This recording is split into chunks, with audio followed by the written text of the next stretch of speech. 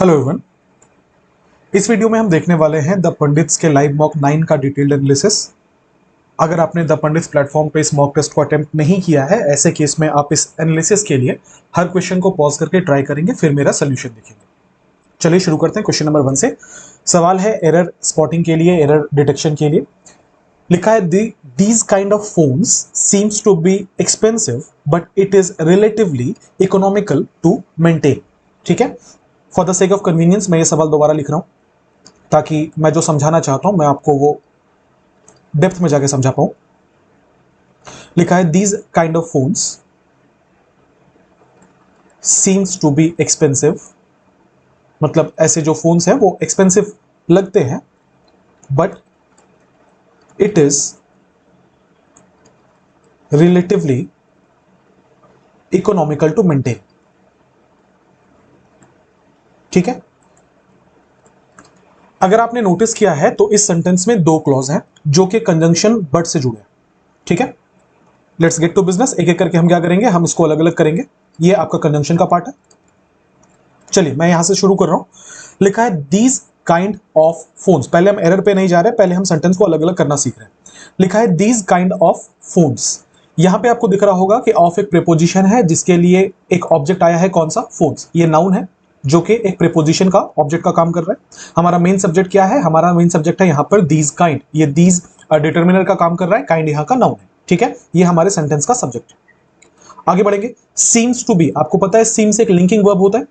इसका मतलब आगे जो भी आएगा वो सब्जेक्ट कॉम्प्लीमेंट होना चाहिए। तो ये जो पार्ट है टू बी एक्सपेंसिव, ये यहां का सब्जेक्ट कॉम्प्लीमेंट है। मीनिंग क्या बन रहा है कि ऐसे किस्म के जो फोन होते हैं ये दिखने में बहुत महंगे होते हैं, ऐसा लगता है कि ये बहुत महंगे हैं। तो लिखा है these kind of phones seems to be expensive. फिर आ गया बट, जो कंजंक्शन है जैसा मैंने अभी आपको बताया था। इट सब्जेक्ट है सेकंड वाले क्लॉज का, इज यहां के लिए लिंकिंग वर्ब है। रिलेटिवली इकोनॉमिकल, इकोनॉमिकल यहां का सब्जेक्ट कॉम्प्लीमेंट है जो कि एडजेक्टिव का काम कर रहा है कि ये सस्ते हैं, दिखते महंगे हैं पर ये सस्ते हैं। रिलेटिवली इकोनॉमिकल को क्वालिफाई करने के लिए आया था, जिसका मतलब एडजेक्टिव को क्वालिफाई करने के लिए आया था, तो ये क्या होगा? एडवर्ब होगा। टू मेंटेन आपके लिए इंफिनिटिव का काम कर रहा है, टू के बाद V1। हमने सेंटेंस को अलग अलग कर लिया, दो सेंटेंस थे। अब अगर हम चेक करें इसमें एरर कहां पर है, तो it is relatively economical to maintain. ये बहुत इकोनॉमिकल है मेंटेन करने को। या तो कहीं एरर नहीं है, इट के साथ इज आता है, बिल्कुल ठीक है। इकोनॉमिकल सब्जेक्ट कॉम्प्लीमेंट है, बिल्कुल ठीक है। उसके लिए एडवर्ब रिलेटिवली आया है, बिल्कुल ठीक है। टू मेंटेन, टू के बाद V1 आता है, बिल्कुल ठीक है। इसका मतलब इस वाले पोर्शन में तो कहीं पे भी एरर नहीं है, राइट। ऐसे अलग अलग करके पढ़ने से क्या होता है, देखो ऐसे तो आंसर आपको पता है, जो लोगों ने मॉक अटेम्प्ट किया होगा या जो जिन्होंने नहीं किया होगा उनको अभी तक आंसर मिल गया होगा। मैं ये चीजें क्यों करवाता हूं? मैं इसलिए करवाता हूं क्योंकि मैक्सिमम स्टूडेंट के साथ परेशानी ये होती है कि नो एरर नहीं पकड़ पाते। इतना कॉन्फिडेंस आपने अभी तक बिल्ड नहीं किया कि आप नो एरर आराम से बोल पाओ। ठीक है, क्योंकि आप सेंटेंस को तोड़ नहीं पा रहे, क्योंकि आप सेंटेंस के न्यूएंसेस नहीं समझ पा रहे। ठीक है, मैं ये काम इसलिए करता हूं ताकि आपको ये समझा पाऊं कि अगर आपका कोई क्वेश्चन नो एरर होगा तो आप कॉन्फिडेंटली बोल पाओ कि ये नो एरर होगा। ठीक है, जैसे मैंने अभी यहां बोला, यहां कोई एरर नहीं, क्योंकि एक एक चीज हमने अलग अलग करके देखा, यहां कोई एरर नहीं मिला। आगे बढ़े। लिखा है दीज काइंड ऑफ फोन्स। अच्छा, ऑफ प्रीपोजिशन है, उसके लिए एक ऑब्जेक्ट आना चाहिए था, आया है, यहां भी कोई एरर नहीं। सीम्स टू बी एक्सपेंसिव, यहां सीम्स मेन वर्ब का काम कर रहा है, to be expensive subject complement है, तो यहां पे भी कोई एरर नहीं। सीम्स, अब यहां दीज काइंड लिखा हुआ था, इसके लिए सीम्स आया। मतलब पूरा का पूरा जो गेम है वो इसी बात पे फंसा हुआ है कि ये जो सब्जेक्ट था और ये जो वर्ब था, ये दोनों का नंबर सही है या नहीं। अब लिखने की जगह कम है, मैं इस चीज को थोड़ा क्लीन करूंगा। क्या आप ये बात समझ पा रहे हैं सेंटेंस देखकर? ध्यान से मेरी बात सुनना कि यहां का जो सब्जेक्ट आपने लिखा था वो आपने लिखा था दीज काइंड को, जिसके लिए आपने वर्ब लिखा था सीम्स को। क्या ये बात आप समझ पाए? जब हम सीम्स लिखते हैं, ये वर्ब का पांचवा फॉर्म होता है, जिसका मतलब है ये सिंगुलर है। तो हमारा जो सब्जेक्ट होगा वो भी क्या होना चाहिए था? सिंगुलर होना चाहिए था। यहां पे हम काइंड को अगर देखें, जो कि हमारा नाउन था, हमारा सब्जेक्ट था, ये यहां पे सिंगुलर था। इसका मतलब नाउन भी सिंगुलर है, वर्ब भी सिंगुलर है, तो एरर तो नहीं होना चाहिए। पर गड़बड़ कहां है? गड़बड़ यहां है कि इसके पहले जो दीज लिखा था, फिर ये डिटर्मिनर सही नहीं आएगा। ये दीज यहां नहीं होना चाहिए। क्यों नहीं होना चाहिए? आप जब दीज बोल रहे हो, आपको पता है दिस का प्लूरल फॉर्म दीज होता है, फिर उस लॉजिक से तो यहां पे काइंड के जगह पे काइंड्स होना चाहिए था। इसका मतलब क्या है? हम इसको दो तरीके से सुधार सकते हैं। या तो हम इसको बोले दिस काइंड ऑफ, या तो फिर हम बोले दीज काइंड्स ऑफ। इन दोनों तरीके से किसी भी हिसाब से एरर कहां पर होगा? एरर होगा फर्स्ट पार्ट में। अब सवाल यह होता है कि सुधारेंगे कैसे? हम दिस काइंड ऑफ बोले या दीज काइंड्स ऑफ बोले, समझना। अगर आपने यहां दीज को देख के इसे काइंड्स कर दिया तो आगे भी सेंटेंस में आप एरर कर जाओगे। क्यों? फिर क्या करना पड़ेगा? चूंकि आपने सब्जेक्ट को प्लूरल बना लिया है तो आपको सीम्स को सीम करना पड़ेगा। मतलब the moment we change kind to kinds, हमारा एरर ए में भी हो जाएगा और हमारा एरर बी में भी हो जाएगा। इंटरेस्टिंगली हमारा एरर फिर सी में भी हो जाएगा क्योंकि यहां पे आपने इट लिखा हुआ है। ये इट प्रोनाउन का नाउन कौन है? काइंड। जिसका मतलब है हमने जिस मोमेंट इसको काइंड्स करने की कोशिश की, बी में भी एरर है, सी में भी एरर है। तो कॉमन सेंस तो यही है, फिर एक ही जगह एरर हो सकता है। तो हम क्या करेंगे? हम इस दीज को हटा के यहां पे दिस कर देंगे। आंसर क्या हो जाएगा? This kind of foods. Clear है? Answer option number 1। आगे बढ़ेंगे, क्वेश्चन नंबर 2 लिखा है, do not forget that you have to dash for your hideous deeds. आप ये भूलना मत, do not forget interrogative sentence है ये। डू नॉट फॉरगेट, भूलना मत। क्या मत भूलना? यू हैव टू डैश, आपको डैश करना है for your hideous deeds. Hideous मतलब होता है ऑफुल, खराब। ठीक है? डीड्स मतलब होता है कर्म, मतलब अपने खराब कर्मों के लिए आपको डैश करना है। आप ये भूलना मत, ये इसका हिंदी मतलब है कि आप ये भूलना मत कि आपको आपके खराब कर्मों के लिए डैश करना है। आओ जरा चेक करते हैं। लिखा है, do not forget that you have to struggle for your hideous deeds. आप भूलना मत कि आपको स्ट्रगल करना है अपने ऑफुल डीड्स के लिए। कंटेक्स्ट में फिट नहीं आ रहा, स्ट्रगल क्यों करेगा? Do not forget that you have to punish for your hideous deeds. आप बिल्कुल मत भूलना कि आपको आपके खराब कर्मों के लिए दंड देना है। क्योंकि यहां पे पनिश का मतलब होता है किसी को दंड देना, और फॉर योर हिडियस डीड्स मतलब आपके खराब कर्मों के लिए आपको किसी और को दंड देना है। कोई सेंस है इस बात का? आगे, अटोन। अटोन का मतलब होता है प्रायश्चित करना, पश्चाताप करना। तो क्या लिखा हुआ है कि do not forget that you have to atone for your hideous deeds. आपको भूलना नहीं चाहिए कि आपको प्रायश्चित करना है अपने गलत कर्मों के लिए। कंटेक्स्ट बिल्कुल ठीक आ रहा है। एक और ऑप्शन है विदर। विदर का मतलब होता है मुरझाना। लिखा है कि do not forget that you have to wither for your hideous deeds. भूलना मत कि आपको मुरझा जाना है अपने गलत कर्मों के लिए। कोई सेंस नहीं बन रहा। आंसर क्या होगा? Option number C. इसको एक और तरीके से बना सकते थे, अटोन फॉर अ सिन। इसको नोट कर लेना अगर नहीं पता है तो। अटोन फॉर अ सिन होता है, जिसका मतलब यह है कि आप जब किसी गलत कर्म के लिए प्रायश्चित करते हैं, पश्चाताप करते हैं, तो उसके लिए प्रीपोजिशन फॉर का यूज किया जाता है। तो हमेशा अटोन फॉर अ सिन होता है। यहां पे आपको दिख रहा होगा, यहां फॉर ऑलरेडी यूज था, तो हम यहां क्या करेंगे? अटोन फिट कर देंगे, हो जाएगा do not forget that you have to atone for your hideous deeds. Clear है? अब यहां पे दो इंटरेस्टिंग वर्ड्स आए हैं, दो अच्छे वर्ड्स आए हैं, अटोन और विदर। आपको पता है जब भी मैं पढ़ाता हूं, जो भी प्रीवियस ईयर क्वेश्चन होते हैं या इंपॉर्टेंट वर्ड्स होते हैं, उनके लिए मैं अलग से स्लाइड बना देता हूं। तो अटोन के लिए मैंने बना दिया है। मीनिंग क्या है? To make amends. अमेंड मतलब होता है सुधारना, और रिपेरेशन फॉर अ रॉन्ग और सिन। किसी गलत काम के लिए आप जब सुधारने की कोशिश करते हो, प्रायश्चित करते हो, पश्चाताप करते हो, उसको अटोन कहा जाता है। इसके लिए एसएससी बार बार जो वर्ड आपके सामने ऑप्शंस में देगी वो है रिपेंट। रिपेंट बहुत बार आया है एग्जाम में, आगे भी बहुत बार आएगा। इसका मतलब होता है पछताना। ठीक है? इसको रिमोर्स भी कहा जाता है। तो क्या है? रिपेंट है, कंपेंसेट है, रिडीम है। उल्टा क्या होगा? किए गए पाप को और खराब कर लेना, तो वर्सन होगा। डिफाई होगा। डिफाई भी बहुत बार एसएससी पूछती है। डिफाई का मतलब होता है किसी से कंप्लाई नहीं करना, किसी की बात नहीं मानना, किसी को नेग्लेक्ट करना, किसी के ऑर्डर्स को, उसको डिफाई कहा जाता है। ठीक है? सो अटोन का मतलब होता है प्रायश्चित करना। सिनोनिम क्या है? Repent, compensate, redeem.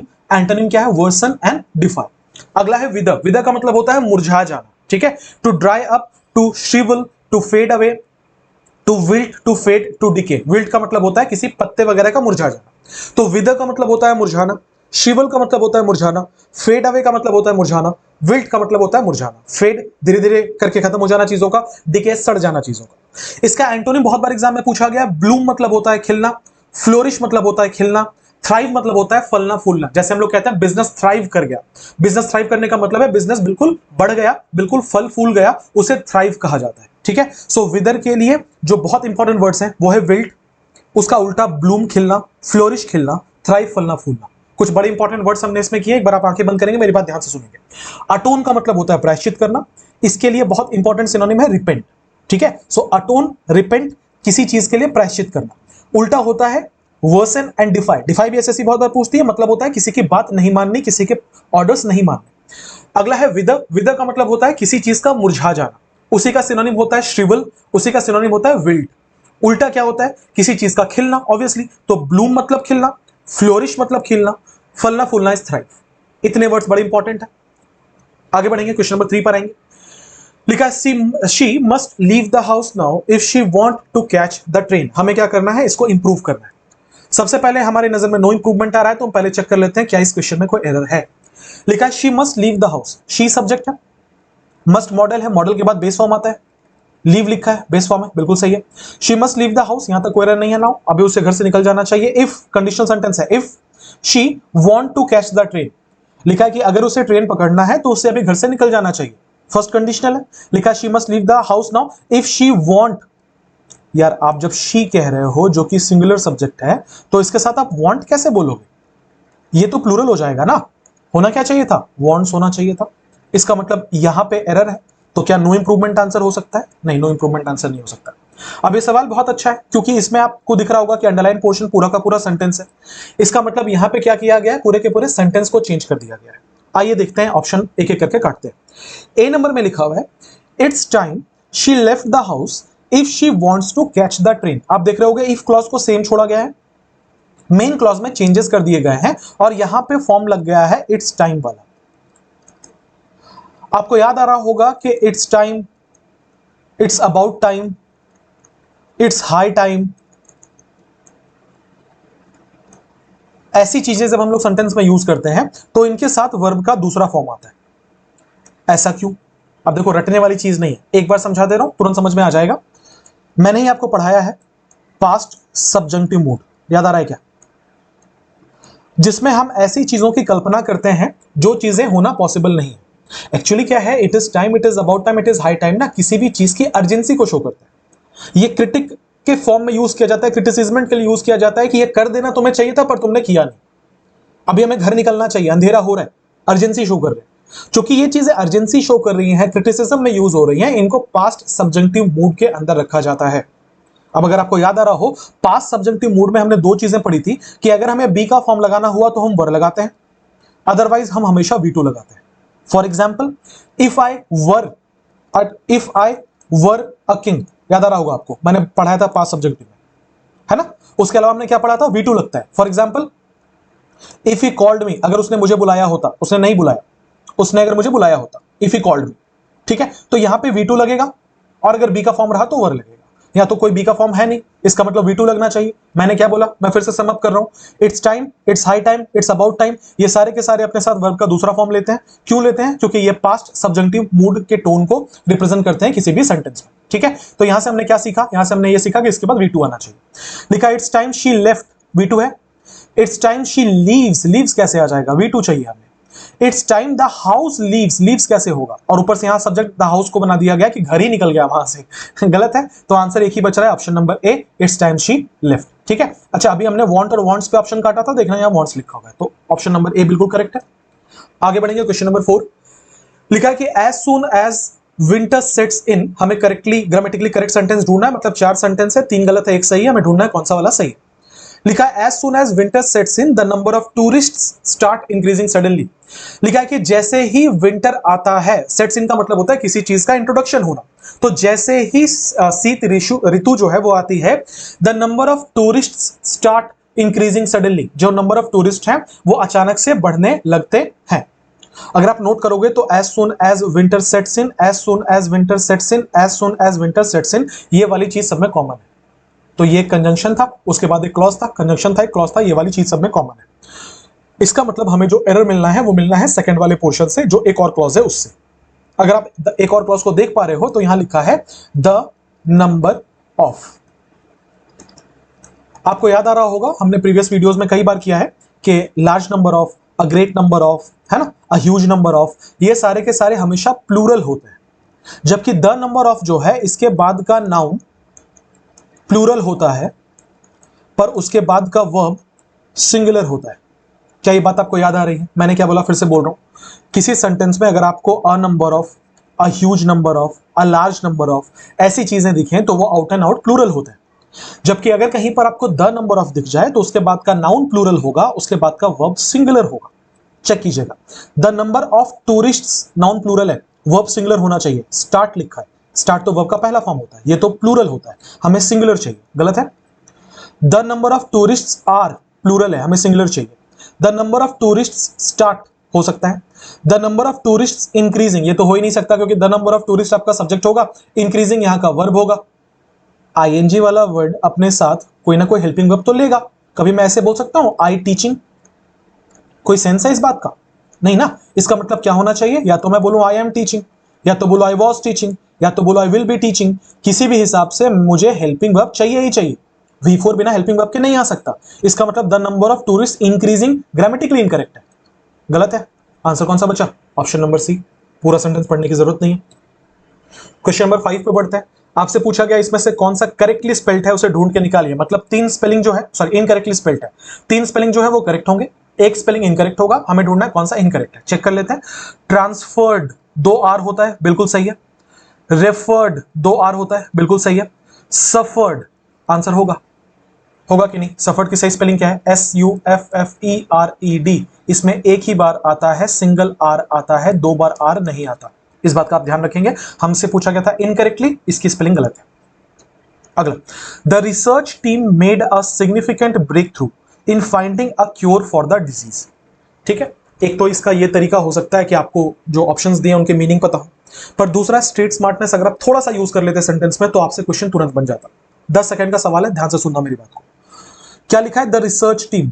फिर से सेंटेंस को मैं स्प्लिट कर रहा हूं। अब इस क्वेश्चन आपको समझ में आएगा सेंटेंस को स्प्लिट करने से कितना फायदा होता है। ये आपका सब्जेक्ट है, the research team, made verb है, a significant breakthrough object है। क्या लिखा मैंने? द रिसर्च टीम सब्जेक्ट है, मेड वर्ब है, a significant breakthrough object है, इन प्रेपोजिशन, प्रेपोजिशन का ऑब्जेक्ट क्या है? Finding what? Finding a cure. Finding के लिए ये ऑब्जेक्ट का काम कर रहा है, for the disease prepositional phrase है। अलग अलग कर लिया हमने। अब मेरी बात बहुत ध्यान से सुनना। मैं कह रहा हूं कि यहां पे टीम जो है ये सब्जेक्ट है, मेड जो है वर्ब है, और ब्रेक थ्रू जो है ये ऑब्जेक्ट है। मैं ऐसा क्यों कह रहा हूं? क्या लिखा हुआ था समझने की कोशिश करना। लिखा है अ सिग्निफिकेंट ब्रेक थ्रू। हाँ ना करते जाना। क्या मैं ये कहूं कि ये वाला ऑब्जेक्ट है? बिल्कुल सही है। क्या मैं ये कहूं कि इस ऑब्जेक्ट को अगर मैं स्प्लिट करूं तो ये वाला नाउन है? बिल्कुल सही है। ये वाला उसके लिए एडजेक्टिव आया है, महत्वपूर्ण होता है सिग्निफिकेंट का मतलब। कैसा? ब्रेक थ्रू, महत्वपूर्ण ब्रेक थ्रू। ब्रेक थ्रू का मतलब क्या होता है? उपलब्धि। ठीक है, तो क्या लिखा है? रिसर्च टीम को एक बड़ी, बहुत बड़ी उपलब्धि उनके हाथ लगी, अ सिग्निफिकेंट ब्रेक थ्रू। तो ब्रेक थ्रू क्या है? नाउन है ना? उसके लिए एडजेक्टिव क्या आया है? सिग्निफिकेंट। ये क्या है? आर्टिकल। तो अगर मैं अलग अलग करूं तो ये सब्जेक्ट था, ये वर्ब था, ये आर्टिकल था, ये एडजेक्टिव था, ये नाउन था। ये क्या था? नाउन था। फिर से बोल रहा हूं, ये क्या था? नाउन था। हमें बोला गया इसे इंप्रूव करने के लिए। इसको इंप्रूव करने के लिए क्या हम कोई वर्ब लेके आ सकते हैं? सोचो जरा, दिमाग पे जोर डालो। क्या हम नाउन को हटा के यहां कोई वर्ब लेकर आ सकते हैं? अगर हम ये वर्ब लेकर आएंगे तो ये क्या कभी भी ऑब्जेक्ट सेटिस्फाई करेगा? आपने पढ़ा है कि किसी भी सेंटेंस में सब्जेक्ट या ऑब्जेक्ट या तो कोई नाउन हो सकता है या तो कोई प्रोनाउन हो सकता है। क्या हम किसी वर्ब को लाके ऑब्जेक्ट का काम करवा सकते हैं? मैं ऐसे बोल सकता हूं कि आई टीच एंटर, बोल सकता हूं आई टीच लेट्स से सिंग, बोल सकता हूं? नहीं ना। इसके लिए ये सब्जेक्ट था, इसके लिए कोई सब्जेक्ट नहीं था, उसके ऊपर से मुझे यहां ऑब्जेक्ट की जरूरत थी, मुझे नाउन चाहिए इधर। तो मैं बोल सकता हूं कि आई टीच इंग्लिश, ये नाउन का काम करेगा। मतलब मैं ये कहना चाह रहा हूं कि अगर आपने इसको ऑब्जेक्ट बोला तो इसका नाउन होना भी तो जरूरी है।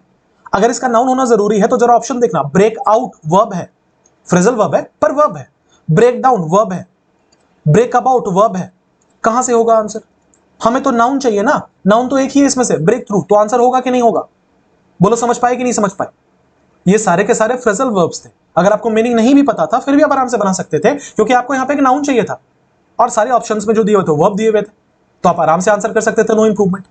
अब आ जाओ, जब हमने नो इंप्रूवमेंट आंसर कर लिया, हम ये बात सीख चुके हैं। इसमें कुछ फ्रेजल वर्ब्स आए थे, मैं उन फ्रेजल वर्ब्स को एक्सप्लेन कर रहा हूं। लिखा है कि ब्रेक आउट, ये ना बड़े बहुत बार एग्जाम में ये पूछा जाता है। ठीक है, break out, break down, break about. Break about कोई फ्रेजल वर्ब नहीं होता। ठीक है, दो बड़े इंपॉर्टेंट फ्रेजल वर्ब यहां पे आए हैं, ब्रेकआउट और ब्रेक डाउन। दोनों को मैंने अलग करके लिख दिया आपके लिए। ब्रेकआउट मतलब क्या होता है? किसी चीज का अचानक से शुरू होना, टू बिगिन सडनली। ये वॉर वगैरह के लिए यूज किया जाता है, किसी जगह से निकल जाना, एस्केप करना, उसके लिए भी ब्रेकआउट टर्म का इस्तेमाल किया जाता है। दो तरीके से यूज करते हैं, किसी चीज का अचानक से शुरू हो जाने को भी ब्रेकआउट कहते हैं। ठीक है, दूसरा किसी जगह से निकलने के लिए भी ब्रेकआउट का इस्तेमाल किया जाता है, भाग जाने के लिए भी ब्रेकआउट का इस्तेमाल किया जाता है। ठीक है, जैसे कोविड का आपने सुना होगा कि ब्रेकआउट एक XYZ जगह से हुआ था। ब्रेकआउट का मतलब होता है कि उसकी शुरुआत वहां से हुई थी। तो इरप्ट होना, एस्केप होना, बर्स्ट फॉर्थ, उल्टा क्या होगा? दब जाना, एंड, सप्रेस का। For example, a fire broke out in the building last night. पिछली रात को एक फायर जो है वो ब्रेकआउट हुआ, जिसका मतलब है वहां से शुरू। अगला है ब्रेकडाउन। ब्रेकडाउन के दो मतलब होते हैं। अगर आप मशीन के कंटेक्स्ट में यूज कर रहे हो तो किसी मशीन का काम करना बंद कर देना, खराब हो जाना, ब्रेकडाउन कहलाता है। दूसरा, अगर आप ये कहना चाहते हो कि कोई व्यक्ति एकदम से टूट गया, रोने लगा बुरी तरीके से, कोलैप्स कर गया इमोशनली, तो उसको भी ब्रेकडाउन कहा जाता है। आपने कई बार सुना होगा कि नियर एंड डियर किथन किन के डेथ की न्यूज सुन के पूरी फैमिली ब्रेकडाउन हो गई। ब्रेकडाउन का मतलब है सब फूट फूट के रोने लगे, उसको ब्रेकडाउन कहा जाता है। ठीक है, क्या सिनोनिम होता है इसका? कोलैप्स होता है, मेल फंक्शन होता है, फॉल अपार्ट होता है। एंटोनिम क्या होता है? ऑपरेट होता है, कंपोज होता है, रिकवर होता है। राइट, आप ये दोनों टर्म्स याद रखेंगे। एक बार मैं फिर से बता रहा हूं, ब्रेकआउट का जो ज्यादा यूज किया जाता है मीनिंग वो है अचानक से किसी चीज की शुरुआत होनी, उसको ब्रेकआउट कहा जाता है। ब्रेकडाउन का मतलब होता है किसी मशीन का खराब हो जाना या किसी का इमोशनली बिल्कुल टूट जाना, उसके इन दोनों के लिए ब्रेकडाउन का इस्तेमाल किया जाता है। हमारा आंसर क्या था? हमारा आंसर था नो इंप्रूवमेंट। क्यों हुआ मैंने बता दिया। क्वेश्चन नंबर 7 पे पढ़ेंगे, लिखा है the 200-year-old jail is overcrowded, under staff and lacking in basic amenities. 200 साल पुरानी जो जेल है वो ओवर क्राउडेड है, वहां पे बहुत ज्यादा क्राउड है, जिसका मतलब है सेल्स कम है और कैदी ज्यादा है। अंडर स्टाफ्ड है, वहां काम करने वाले स्टाफ की संख्या कम है, और वहां बहुत कमी है बेसिक अम्यूनिटीज की। What is the meaning of amenities? Amenities का मतलब होता है फैसिलिटीज। फैसिलिटीज, सुविधाएं जिनको हम कहते हैं। ठीक है, हमसे पूछा गया था इसका सिनोनिम बताइए। आइए देखते हैं। क्या हम इसको पेजेंट्रीज कह सकते हैं, प्रिविलेजेस कह सकते हैं, फैसिलिटीज कह सकते हैं, कर्टेसीज कह सकते हैं? आंसर मैंने बता दिया है, आंसर है फैसिलिटीज। प्रिविलेजेस और फैसिलिटीज बहुत क्लोजली एसोसिएटेड है, आप दोनों में कंफ्यूज हो सकते हैं। मैं आपको यहीं क्लियरली बता देता हूं कि फैसिलिटीज मतलब सुविधाएं होती हैं, प्रिविलेजेस मतलब स्पेशल फैसिलिटीज होती हैं। प्रिविलेजेस का मतलब होता है अत्यधिक सुविधाएं जो किसी को प्रदान की जाए, स्पेशल फैसिलिटी जो किसी को प्रदान की जाए। एमिनिटीज का सिनोनिम प्रिविलेजेस नहीं हो सकता, तो आंसर क्या होगा? फैसिलिटीज होगा। अब चूंकि इसमें कुछ डिफिकल्ट वर्ड्स आए हैं तो मैंने सबको अलग अलग करके स्लाइड बना दिया है, सीखने की कोशिश करना। अम्यूनिटीज का मतलब मैंने क्या बोला? किसी भी चीज, किसी भी जगह पे पाई जाने वाली जो सुविधाएं हैं उनको अम्यूनिटीज कहा जाता है। आप जब कभी फ्लैट खरीदने जाओगे ना या रेंट करने जाओगे ना, तो आपको हमेशा ब्रोकर या लैंडलॉर्ड बताते हैं कि हमारी फैसिलिटी, हमारे फ्लैट में या हमारी लोकेलिटी में ये अम्यूनिटीज है। अब देखना, गूगल के ऐड में भी लिखा होता है अम्यूनिटीज। अम्यूनिटीज मतलब फैसिलिटीज क्या क्या प्रोवाइड कर रहे हैं अगर आप इस दुकान से शॉप करोगे तो अम्यूनिटीज का मतलब होता है सुविधाएं। क्या सिनोनिम है? फैसिलिटीज है, कन्वीनियंसेस है, सर्विसेज है। उल्टा क्या होगा? Discomfort, hardships, disadvantages. अगले वर्ड पे आ जाओ, पजेंट्रीज। पजेंट्रीज क्या होता है? धूमधाम से किसी चीज का भव्य प्रदर्शन, उसको पजेंट्रीज कहा जाता है। ठीक है, क्या लिखा है कि इलेबोरेट सेरेमोनियल डिस्प्ले, मतलब बहुत बड़ा ग्रैंड किसी चीज का एक सेरेमनी होना, उसको पजेंट्रीज कहते हैं। इसका आमतौर पर जो इस्तेमाल किया जाता है वो रॉयल ओकेजन्स के लिए किया जाता है। राजा रजवाड़े जब कुछ बहुत अच्छे से सेलिब्रेट करते थे तो उनको पजेंट्रीज कहा जाता था। आज के कंटेक्स्ट में अगर आपने कभी आईपीएल की ओपनिंग देखी है तो वो बहुत धूमधाम से होती है, तो उसे पजेंट्री कह सकते हैं। इसके लिए एक बड़ा अच्छा वर्ड यूज किया जाता है, ग्रैंडियो। ग्रैंडियो का मतलब होता है कोई ऐसी चीज जो बड़े लार्ज स्केल पे परफॉर्म की जाए, जो एस्थेटिकली बहुत ह्यूज हो, बहुत लार्ज हो, बहुत अच्छी क्वालिटी का हो, उसको ग्रैंडियो कहा जाता है। ठीक है, सो पजेंट्रीज के लिए हम ग्रैंडियो का यूज कर सकते हैं। स्पेक्टेकल का शो कह सकते हैं। स्पेक्टेकल का मतलब, एक तो स्पेक्टेकल्स चश्मे को कहते हैं, दूसरा स्पेक्टेकल मतलब होता है दृश्य। ठीक है, कोई भव्य दृश्य, उसको स्पेक्टेकल कहा जाता है। अगला है प्रिविलेजेस। मैंने आपको बता दिए थे प्रिविलेजेस, बेनिफिट्स, एडवांटेजेस, एंटाइटलमेंट्स। उल्टा क्या होगा? Restrictions, penalties, burdens. याद करने की जरूरत नहीं, बहुत कॉमन वर्ड है। कर्टेसीज, आपने सुना होगा, उसमें इतनी कर्टेसी नहीं थी कि मुझे बाय बोलकर जाए, उसमें इतनी कर्टेसी नहीं थी कि मेरे पेरेंट्स से आकर मिले। कर्टेसी मतलब शिष्टाचार, किसी भी व्यक्ति का जो बिहेवियर है उसे कर्टेसी कहा जाता है। सिनोनिम क्या होगा? Politeness, civility, respect. उल्टा क्या होगा? Rudeness, disrespect, discourtesy. राइट, आगे बढ़ेंगे। Select the most important antonym of the given word. Word है टार्डी। हमसे पूछा गया कि इसका एंटोनिम बताइए। पहले हम टार्डी का मतलब समझते हैं। टार्डी का मतलब होता है किसी चीज को बड़े ही लिथार्जिक तरीके से करना, विच मीन्स किसी चीज को बहुत ही सुस्त तरीके से करना, धीरे धीरे, है ना, उसे हम टार्डी कहते हैं। अभी हमारा जो सेंस बना वो ये बना, किसी चीज को धीरे धीरे करना। अब उसके लिए हम, अगर हमें एंटोनिम ढूंढना हो तो हम क्या ढूंढेंगे? Prompt, humble, clear, steady. Steady का मतलब होता है लगातार। क्या सुस्त का उल्टा लगातार हो सकता है? नहीं। क्या सुस्त का उल्टा साफ हो सकता है? नहीं। क्या सुस्त का उल्टा हम्बल हो सकता है, नम्र हो सकता है? नहीं। प्रॉम्प्ट मतलब होता है तेजी से, तेजी से। तो टार्डी मतलब किसी काम को बहुत धीरे धीरे करना, प्रॉम्प्ट मतलब किसी काम को तेजी से करना। बिल्कुल इसका एंटोनिम हो सकता है। आंसर क्या होगा? ऑप्शन नंबर ए। इंपॉर्टेंट वर्ड्स है तो आओ एक बार देख लेते हैं। वर्ड है टार्डी, मैंने क्या बोला, डिलेइंग और डिलेड बियॉन्ड द एक्सपेक्टेड और प्रॉपर टाइम, किसी चीज के में देरी करना, उसे हम टार्डी कहते हैं, ठीक है। सिनोनिम क्या है, लेट, स्लगिश है, ये बहुत बार इससे पूछती है, इंपॉर्टेंट वर्ड है स्लगिश। स्लगिश मतलब होता है जैसे तैसे, ले देकर बहुत धीरे धीरे, उसको स्लगिश कहते हैं, ठीक है। डिलेड बहुत धीरे, उल्टा क्या होगा, प्रॉम्प्ट, पंक्चुअल, टाइमली। अच्छा, टार्डी को याद भी कर लेते हैं। टार्डी मतलब मैंने क्या बोला है, किसी चीज में बहुत धीमा होना। इस वर्ड को कनेक्ट कर लेना टायर्ड के साथ। टायर्ड मतलब क्या होता है, थका हुआ। अगर मैं बहुत थका हुआ होऊंगा तभी तो मैं काम बहुत धीरे धीरे करूंगा। अगर मैं बहुत एनर्जेटिक हूं, बहुत एंथुजियास्टिक हूं, बिल्कुल एनर्जी से भरपूर हूं, तो मैं टार्डी काम क्यों करूंगा। मैं टायर्ड रहूंगा तो मैं टार्डी काम करूंगा, मैं टायर्ड रहूंगा तो मैं टार्डी काम करूंगा, मैं थका हुआ रहूंगा तो मैं धीरे काम करूंगा। तो धीरे को क्या कहा जाता है, टार्डी कहा जाता है। आगे बढ़ेंगे, अगला वर्ड है प्रॉम्प्ट, मतलब मैंने बता दिया, कोई चीज को जल्दी करना। टाइमली, पंक्चुअल, स्विफ्ट, उल्टा क्या होगा, टार्डी, डिलेड, स्लगिश। स्टेडी, आपने सुना होगा, slow and steady means the race, जो लगातार और धीरे धीरे कंसिस्टेंटली जो काम करे उसे स्टेडी कहा जाता है। क्या सिनोनिम है, कांस्टेंट, लगातार, स्टेबल, अनवेवरिंग। अनवेवरिंग मतलब होता है जिसे कुछ फर्क नहीं पड़ता किसी चीज से, वो अपना काम करते रहता है, जिसको इधर उधर के डिस्टर्बेंसेस को फर्क नहीं पड़ रहा, उसे अनवेवरिंग कहा जाता है। उल्टा क्या होगा, इरेटिक। इरेटिक का मतलब होता है अजीब, कि आप ना उसे कोई काम बोलोगे ना तो आप उसे जज नहीं कर पाओगे करेगा कि नहीं करेगा, अजीब ही है, अपने हिसाब से अपनी धुन में काम करता है, उसको इरेटिक कहा जाता है। अनस्टेबल, इनकंसिस्टेंट कह सकते हैं, ठीक है। हमारा आंसर क्या था, हमारा आंसर था ऑप्शन नंबर ए, प्रॉम्प्ट। अगला question number 9, there is something wonderful dash him, उसके लिए कुछ वंडरफुल डैश है। There is something wonderful dash him, आ जाओ, लिखा है कि there is something wonderful inside him. Inside देखो किसी चीज के डायरेक्शन के लिए यूज किया जाता है। आप इनसाइड तो नहीं बोल सकते कि उसकी किडनी बड़ी खूबसूरत है, उसके लंग्स बड़े खूबसूरत है, आप ये बोलना चाहते हो क्या, नहीं ना, तो इनसाइड तो नहीं हो सकता। There is something wonderful for him, उसके लिए कुछ बहुत वंडरफुल है।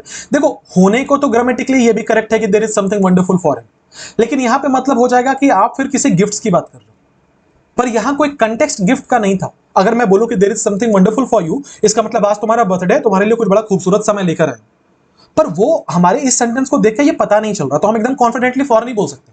अगला, there is something wonderful of him, उसका कुछ खूबसूरत है, ये कोई सेंस नहीं बना रहा।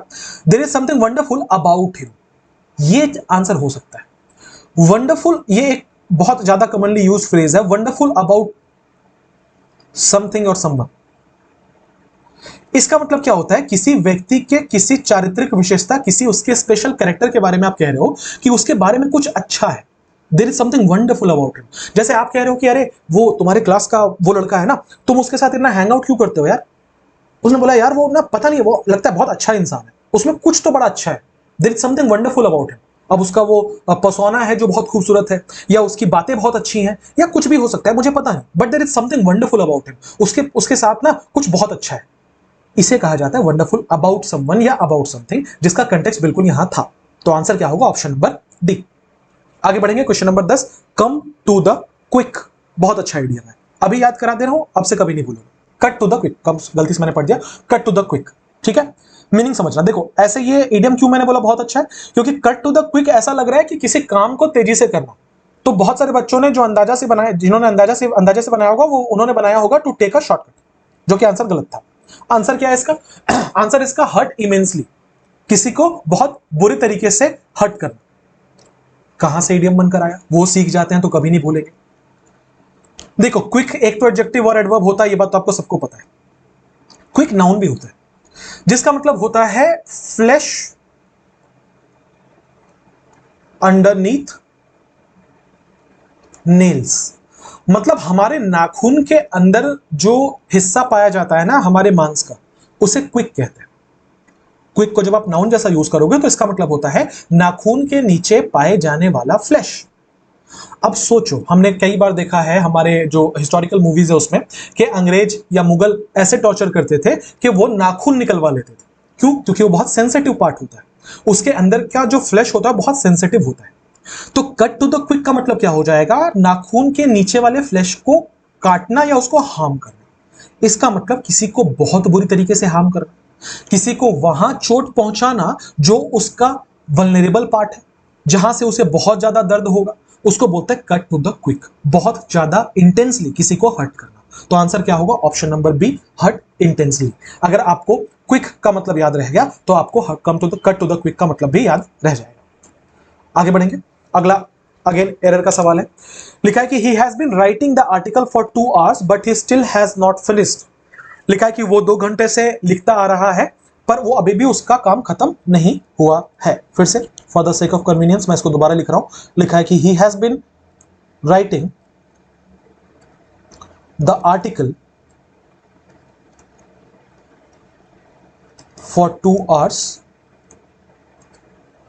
है ना, बट कंजंक्शन है, दूसरा क्लॉज है ही स्टिल हैज नॉट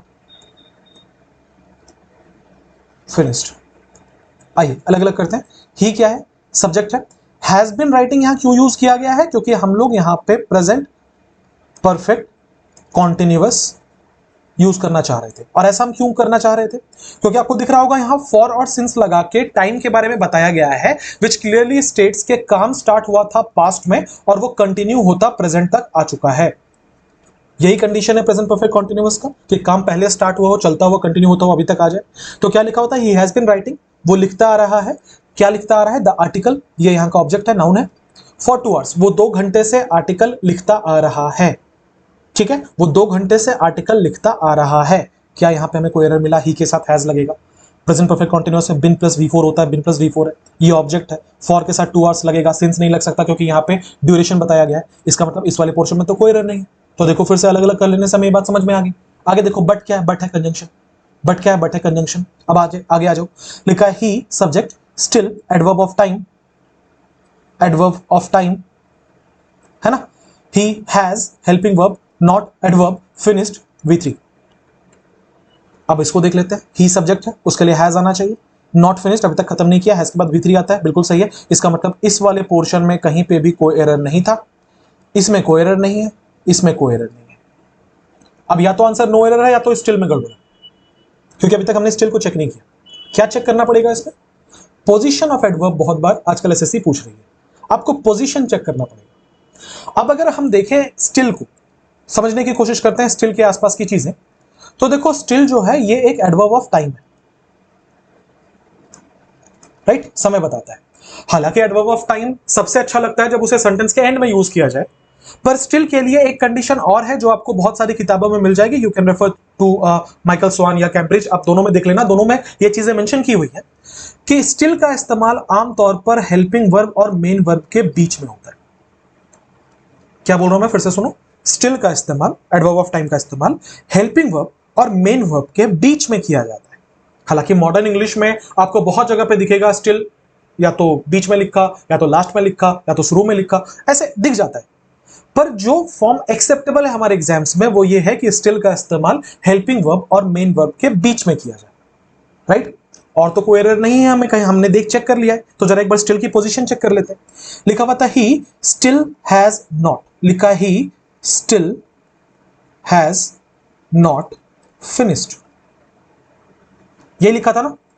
देखो तो जरा, ये क्या है, हेल्पिंग वर्ब, ये क्या है, मेन वर्ब। अभी मैंने क्या समझाया आपको कि स्टिल का पोजीशन जो सबसे फॉर्मल इंग्लिश में माना जाता है वो माना जाता है हेल्पिंग वर्ब और मेन वर्ब के बीच में, हेल्पिंग वर्ब और मेन वर्ब के बीच में। यहां कहां लिखा है, इसके पहले।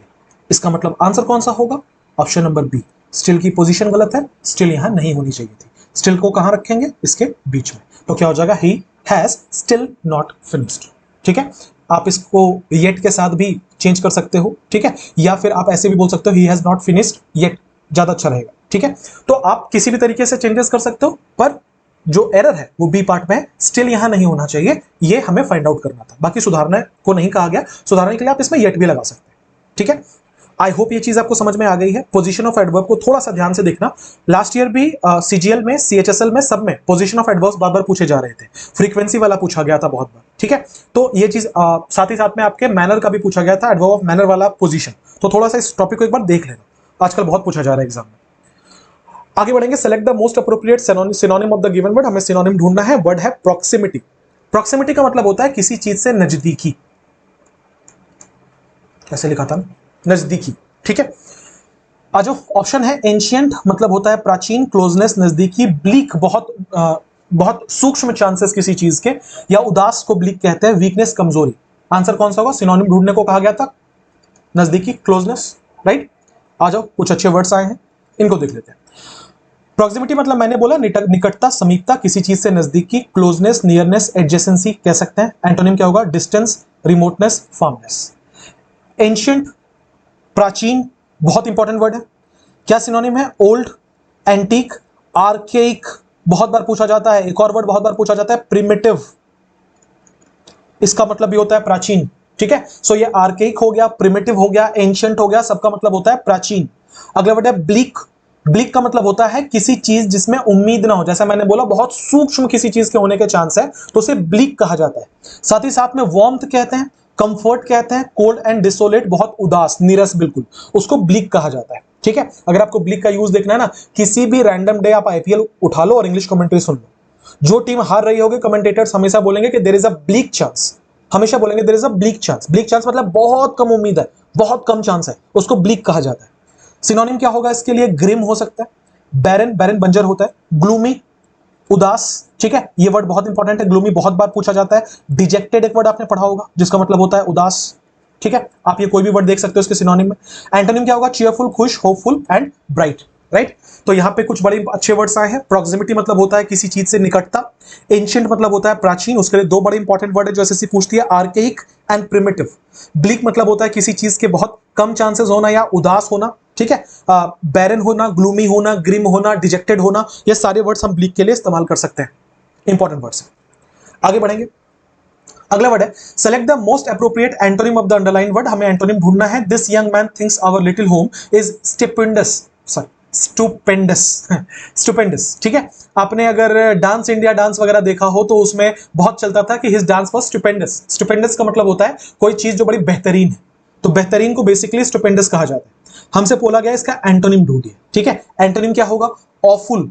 अच्छा ये देखना, स्टुपेंडस तो पॉजिटिव वर्ड है, तो जब हम एंटोनिम ढूंढेंगे तो कोई नेगेटिव वर्ड होना चाहिए। ऑफुल मतलब होता है, ऑफुल इज उल्टा ऑफ ऑसम। ठीक है, बहुत ही खराब को ऑफुल कहा जाता है। नॉइजी, शोरगुल से भरा। स्पेशियस, कोई चीज जो बहुत फैली हो। क्लटर्ड, जो चीज बहुत अनऑर्गेनाइज्ड हो। तो देखो स्पेशियस तो पॉजिटिव है, तो इसका एंटोनिम ये तो नहीं हो सकता। अब सोचो, स्टुपेंडस का मतलब होता है कोई चीज जो बहुत बेहतरीन हो, क्या उसका उल्टा शोरगुल से भरा हो सकता है? नॉइजी हो सकता है? नहीं। क्या उसका उल्टा गंदगी हो सकता है, बिखरा हुआ हो सकता है? स्टुपेंडस मतलब बेहतरीन, तो क्लटर्ड भी नहीं होगा। क्लटर्ड किसका एंटोनिम हो सकता था? ऑर्गेनाइज्ड का। आंसर एक ही बचता है, कौन सा? ऑफुल। अब कुछ अच्छे वर्ड्स आए हैं तो एक बार उनको देख लेते हैं। स्टुपेंडस का मतलब होता है शानदार, मार्वेलस कहते हैं, एस्टाउंडिंग कहते हैं, इनक्रेडिबल कहते हैं, ट्रेमेंडस कहते हैं। उल्टा क्या होता है? ऑफुल खराब, टेरिबल खराब, अनइम्प्रेसिव खराब। ऑफुल मैंने बता दिया, टेरिबल, हॉरिबल। ड्रेडफुल टर्म बहुत बार यूज किया जाता है, ये इंपॉर्टेंट है। ड्रेडफुल का मतलब होता है भयावह, खतरनाक, है ना, जो देखने में बड़ा खराब लगे। अनप्लेजेंट, उसको ड्रेडफुल कहा जाता है। ठीक है, उल्टा क्या है? स्टुपेंडस, वंडरफुल, डिलाइटफुल हो सकता है। नॉइजी, शोरगुल से भरा। लाउड, बॉइस्टरस, काफी बार एसएससी ने पूछा है। बॉइस्टरस, बॉइस्टरस का मतलब होता है शोरगुल से भरा, अस्त व्यस्तता, बहुत ज्यादा नॉइजी, है ना। कैंटेकेरस, बॉइस्टरस कह सकते हैं। एंटोनिम क्या होगा? क्वाइट, साइलेंट, काम। अगला है क्लटर्ड। क्लटर्ड का मतलब होता है बिखरा हुआ। मेसी, अनटाइडी, केओटिक, ये वर्ड बहुत बार पूछा जाता है। केओस आपने सुना होगा, केओटिक, अस्त व्यस्त। उल्टा क्या होगा? Neat, orderly, organised. तो ये तीन वर्ड बड़े इंपॉर्टेंट है यहाँ पे। ड्रेडफुल का मतलब होता है कोई चीज जो बहुत भयावह हो, खतरनाक हो। बॉइस्टरस, बहुत ज्यादा नॉइज से भरा, नॉइजी। केओटिक मतलब अस्त व्यस्तता। ठीक है, ये सारे वर्ड्स ना जो जो इंपॉर्टेंट वर्ड्स आपको लगते हैं, इसका नोट्स बनाते चलना साथ साथ में। नोट्स कहां से बनाओगे? ये पीडीएफ डाउनलोड कर लेना। पीडीएफ कहां मिलेगा? टेलीग्राम चैनल पे। टेलीग्राम चैनल का लिंक आपको डिस्क्रिप्शन में मिल जाएगा, आप वहां से जाकर टेलीग्राम चैनल ज्वाइन कर लेना। जब भी वीडियोस आते हैं, कोई भी जिसमें वोकैब इंक्लूडेड हो, 8 बजे रात को वीडियोस आते हैं, 10 बजे पीडीएफ अपलोड हो जाता है। ठीक है, सो पीडीएफ डाउनलोड करके टेलीग्राम से आराम से नोट्स बना लेना। जो भी वर्ड्स आपको यहाँ पे मैं बता रहा हूँ, जो आपको लग रहा है कि आपको नहीं पता, तो आप वहां पे उसको नोट डाउन करते चलना। ठीक है, आगे बढ़े। अगला बड़ा अच्छा सवाल था, लिखा है the artist divided the mural. Mural का मतलब होता है इमेज, इमेज। लिखा है कि the artist divided the mural into dash sections ensuring that none would dash the secret imagery. फिर से मैं यहां सेंटेंस को अलग अलग करूंगा और फिर से आप समझोगे कि एक एक वर्ड को आइडेंटिफाई करने से कितना फायदा होता है। लिखा है the artist divided. The artist क्या है? यहां का सब्जेक्ट है। डिवाइडेड, डिवाइडेड क्या है? यहां का वर्ब है। Divided what? Divided the mural, object है। इनटू, किसमें? Into preposition sections. सेक्शंस क्या है? नाउन है, right. Ensuring that none would, ये इंश्योर करना, क्या इंश्योर करना, that none subject would model, ठीक है, dash the sacred imagery, object, imagery noun है, सेक्रेड उसके लिए एडजेक्टिव का काम कर रहा है, राइट। हमने अलग अलग कर ली। अब मैंने अलग अलग क्यों किया ये मैं आपको थोड़ी देर के बाद समझाऊंगा। ऑप्शन देखो क्या लिखा हुआ था, ऑप्शन में लिखा हुआ था डिस्क्रीट, डिस्क्रीट एंड डिसेक्रेट, ठीक है, तीन वर्ड्स हैं, डिस्क्रीट, डिस्क्रीट एंड डिसेक्रेट। एक एक करके हम तीनों का मतलब समझते हैं। सबसे पहले डिस्क्रीट एक एडजेक्टिव होता है जिसका मतलब होता है अपने विवेक से लिया गया फैसला, उसको डिस्क्रीट कहते हैं। आपको एक वर्ड मैंने सिखाया था डिस्क्रिशन, कि ये मेरा डिस्क्रिशन है कि मैं तुम्हारी मदद करूंगा या नहीं करूंगा। इसका मतलब ये मेरी समझ है, ये मेरा विवेक है कि मैं तुम्हारी मदद करूंगा या नहीं करूंगा। सो डिस्क्रिशन वर्ड से एडजेक्टिव फॉर्म डिस्क्रीट बनकर आया है, जिसका मतलब होता है विवेक के साथ इस्तेमाल किया गया कोई डिसीजन। अगला वर्ड है डिस्क्रीट, जिसकी स्पेलिंग में ईटी है, यहां पे डबल ईटी थी, ठीक है। सो डिस्क्रीट का मतलब होता है डिस्टिंक्ट, इसका मतलब होता है डिस्टिंक्ट, है ना। इसका मतलब होता है जुडिशियस, सोच समझ कर लिया गया डिसीजन। इसका मतलब होता है डिस्टिंक्ट, अलग अलग, अलग थलग, ठीक है। जैसे मेरा एक डिस्क्रीट इमेज है, सोसाइटी में मेरा एक डिस्क्रीट इमेज है, जिसका मतलब मेरा एक अलग इमेज है, मेरा एक डिस्टिंक्ट इमेज है, ठीक है। अगला वर्ड है डेसिक्रेट, डेसिक्रेट का एक वर्ब का फॉर्म है, इसका मतलब होता है टू डिसरिस्पेक्ट, किसी पवित्र चीज को का निरादर करना, उसे डेसिक्रेट कहा जाता है। किसी पवित्र चीज का निरादर करना उसे डेसिक्रेट कहा जाता है। तो यहां पे तीन होमोनिम्स के बीच में आपसे डिफरेंस पूछा गया था, डिस्क्रीट, डिस्क्रीट एंड डेसिक्रेट, ठीक है। अब समझते हैं मीनिंग। क्या लिखा गया था कि आर्टिस्ट ने उस इमेज को डैश सेक्शंस में डिवाइड किया, ये इंश्योर करते हुए कि कोई भी एक इमेजरी जो है, जो पवित्र जो इमेजरी है, उसका डैश ना हो जाए। ये बात आपकी समझ में आ गई है। अब जो मैं बोल रहा हूं उसको बड़े ध्यान से सुनना। यहां पे एक ब्लैंक था, यहां पे एक ब्लैंक था। क्या आप ये बात समझ पा रहे हो कि यहां पे अगर नाउन है और ये प्रीपोजिशन फ्रेज था, फिर से सुनना मेरी बात को, ये प्रीपोजिशन था, ये उसके लिए एक नाउन था, इसका मतलब प्रीपोजिशन को उसका ऑब्जेक्ट मिल चुका है। तो यहां बीच में हम क्या फॉर्म लगा सकते हैं? क्या हम यहां पे वर्ब लगा सकते हैं? अगर हम यहां पे वर्ब लगाएंगे तो उसका सब्जेक्ट कौन होगा? अगर यहां पे कोई वर्ब आएगा तो वो आईएनजी फॉर्म में आना चाहिए, कोई भी ऑप्शन आईएनजी फॉर्म में नहीं दिया हुआ था। इसका मतलब यहां पे तो वर्ब की जरूरत नहीं है, हमें एक नाउन की जरूरत थी, जो नाउन यहां पे आ चुका। इसका मतलब डेफिनेटली यहां पे क्या आएगा? कोई ना कोई एडजेक्टिव आना चाहिए। क्या ये बात आप समझ पाए हैं? कोई ना कोई एडजेक्टिव आना चाहिए। अच्छा आगे बढ़ेंगे। यहां लिखा होता दैट नन वुड, वुड एक मॉडल है, ठीक है। आपको पता होगा किसी भी जगह पे अगर हम मॉडल लिखते हैं तो आपको उसके बाद एसेंशियली बेस फॉर्म लगाना ही पड़ता है, बिना वर्ब के कोई मॉडल आ ही नहीं सकता। क्या मैं ऐसा बोलूं I can full stop? I can what? I can teach, I can run, कुछ तो बोलना पड़ेगा। इसका मतलब यह है कि मॉडल के बाद आपको कहीं ना कहीं कोई ना कोई एक मेन वर्ब तो लगाना पड़ेगा। इसका मतलब यहां पे हमें वर्ब चाहिए था। अच्छा अगर हम इन तीनों को देखें तो इसमें से वर्ब कौन सा है? एक ही वर्ड है डिसेक्रेट। तो जो सेकंड वाला ऑप्शन है, सेकंड वाला ब्लैंक है, वहां डिसेक्रेट होना चाहिए। आई ऑप्शन पे यहां डिस्क्रीट लिखा हुआ है, नहीं हो सकता। यहां डिसेक्रेट लिखा हुआ है, हो सकता है। डिस्क्रीट लिखा हुआ है, नहीं हो सकता। डिसेक्रेट लिखा हुआ है, हो सकता है। इसका मतलब आंसर या तो बी है या तो आंसर डी है। अच्छा आगे आ जाते हैं। इसमें एडजेक्टिव चाहिए था, तो डिस्क्रीट एडजेक्टिव है, डिस्क्रीट एडजेक्टिव है। यहां पे दोनों में हमें कोई एक ऑप्शन भरना है। अब दोनों के दोनों एडजेक्टिव है, इसका मतलब हम मीनिंग पे जाएंगे। तो अब बताना कि आर्टिस्ट ने डिवाइड किया अलग अलग सेक्शंस में या आर्टिस्ट ने डिवाइड किया विवेक सेक्शंस में। विवेक सेक्शंस क्या होगा? समझा, सोचा समझा सेक्शन क्या होगा? कुछ नहीं। इसका मतलब ये वाला डिस्क्रीट तो नहीं होना चाहिए, ईईटी वाला तो नहीं होना चाहिए। तो आंसर फिर एक ही ऑप्शन बचता है, ऑप्शन नंबर बी, है ना। पहले वाले में होगा ईटी वाला डिस्क्रीट और फिर होगा डेसेक्रेट। बोलो समझ पाए कि नहीं समझ पाए? अब इस चीज को और थोड़ा पुख्ता करने के लिए मैंने अलग से स्लाइड लगा दी है, तीनों बड़े अच्छे वर्ड्स थे, एक एक करके समझते हैं। तो पहला वर्ड था डिस्क्रीट, जिसका मतलब होता है सेपरेट। स्पेलिंग देख लेना, DISCRET है, ठीक है, सेपरेट। तो डिस्क्रीट है मतलब क्या होता है? Distinct, separate, individual. उल्टा क्या होगा? Continuous, connected, unified. यूनिफाइड मतलब एक ही, एक। डेसेक्रेट मतलब होता है वर्ब किसी चीज का डैमेज करना या किसी की बेइज्जती करनी, डिसरिस्पेक्ट करना कोई सेक्रेट चीज को। अच्छा यहीं पे याद कर लेते हैं ना, डेसेक्रेट में आपको सेक्रेट जैसा दिख रहा है, डेसेक्रेट में आपको सेक्रेट जैसा दिख रहा है, तो किसी सेक्रेट चीज की बेइज्जती करनी डेसेक्रेट कहलाता है, किसी चीज को अपवित्र करना। क्या सिनोनिम हो सकता है? डिफाइल हो सकता है, वायलेट हो सकता है, डिसऑनर हो सकता है ना। एंटोनिम क्या होगा? सैंक्टिफाई, रिवर, रिवर मतलब होता है रिस्पेक्ट, बहुत बार एसएससी ने पूछा है, रिवर का मतलब होता है रिस्पेक्ट, ठीक है। और कंसेक्रेट मतलब होता है टू रेस्पेक्ट, किसी चीज को उसका सम्मान प्रदान करना। अगला वर्ड है डिस्क्रीट, विवेकपूर्ण, सावधान, केयरफुल, टैक्टफुल। तो सिनोनिम क्या हो जाएगा? टैक्टफुल हो जाएगा, प्रूडेंट हो जाएगा, बहुत बार एसएससी ने पूछा है प्रूडेंट, है ना। एक और वर्ड अभी मैंने लिखा था उधर, जुडिशियस, जो बहुत सोच समझ के अकलमंदी से डिसीजन लेता है, कॉशियस है, ठीक है, सावधान है बिल्कुल। उल्टा क्या होगा? इनडिस्क्रीट, बिल्कुल रेकलेस है, कोई कंट्रोल नहीं है अपनी भावनाओं पे, जो समझ में आता है वो करता है, केयरलेस है बिल्कुल। तो ये सिनोनिम हो सकता है, ठीक है। तो मैंने यहाँ पे 3 बड़े इंपॉर्टेंट वर्ड्स पढ़ाए। डिस्क्रीट, स्पेलिंग है DISCRET, इसका मतलब होता है अलग थलग। डेसेक्रेट, किसी पवित्र स्थान की बेइज्जती करनी। डिस्क्रीट, डिस्टिंक्ट, ठीक है, सॉरी, डिस्क्रीट मतलब उल्टा हो गया, डिस्क्रीट मतलब होता है विवेकपूर्ण, सावधान। आगे बढ़ेंगे, क्वेश्चन 15 पर आएंगे। लिखा है person living at the same time, ऐसे लोग जो एक ही वक्त पे एक जगह पे एग्जिस्ट करते हैं उनको क्या कहा जाता है? कंटेम्पररीज कहते हैं, कॉस्मोपॉलिटन कहते हैं, कंपेट्रियट्स कहते हैं, कलीग्स कहते हैं। आपको पता है, बहुत बार एग्जाम में पूछा हुआ है, कंटेम्पररीज कहा जाता है, ठीक है। मैं और आप कंटेम्पररीज हैं, क्योंकि हम सब ये 2025 का दौर देख रहे हैं, ठीक है। जिन्होंने 1950 देखा होगा वो कंटेम्पररीज थे। तो कंटेम्पररी मतलब होता है ऐसे लोग जो समकालीन हो, एक ही जगह पे रह रहे हो। क्या सिनोनिम होगा? को-इवल्स, ये बहुत बार पूछा जाता है। को-इवल्स, को-इवल्स का मतलब होता है एक साथ रहने वाले। पीयर्स, पीयर्स मतलब दोस्त भी होता है, कलीग्स भी होता है, कंटेम्पररीज भी होता है।